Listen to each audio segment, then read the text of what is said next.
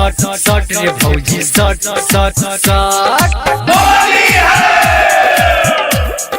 Mixed by Simran Recording Studio, Mahanar. DJ Kanchan Raj. हट देवरू हट चौसीमा बैसाखी सट रे भौजी सट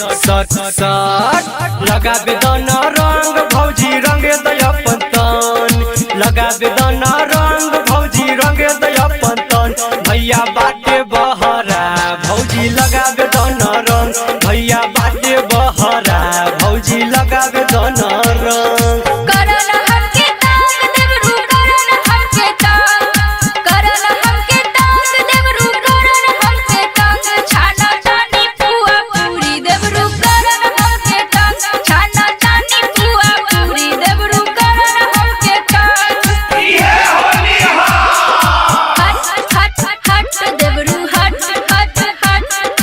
सट रे भौजी सट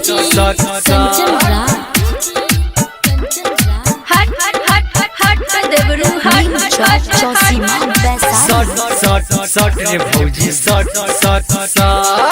सास ससुर भीरे बारे करो न शरम सास ससुर भीरे बारे करो न शरम छाना तानी पुआ पूरी देवरू करो न हमके तंग छाना तानी पुआ पूरी देवरू करो न हमके तंग होलिया के बाद दिन भौजी करब न शरम होलिया के बाद दिन भौजी करब न शरम भैया बाटे बहरा भौजी लगाबे दन रंग भैया बाटे बहरा भौजी रंगे दया पंतन हट देवरू हट सट रे भौजी सट DJ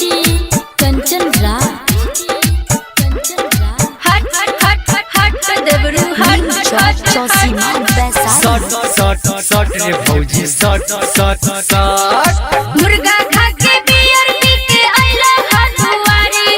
मुर्गा खा के बियर पी के आइला हनुवारी देवरू करबा बड़ जोरी हम दे हम खूबे गारी देवरू करबा बड़ जोरी हम दे हम खूबे गारी खोला न के मारी भौजी खोला न के मारी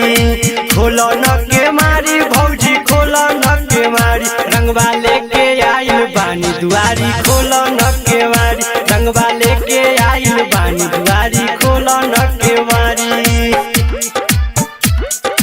हट देवरू हट सट रे भौजी सट कंचन राज हट देवरू हट चौसीमा बैसाखी सट रे भौजी सट पिया राजकुमार के करो दे हम फोन राइटर राजकुमार के करो दे हम फोन नहीं मानव तोहरा के कुछ दे हम लोन नहीं मानव तोहरा के पूर दे हम लोन साल भर में एक बेरिया बतानी हम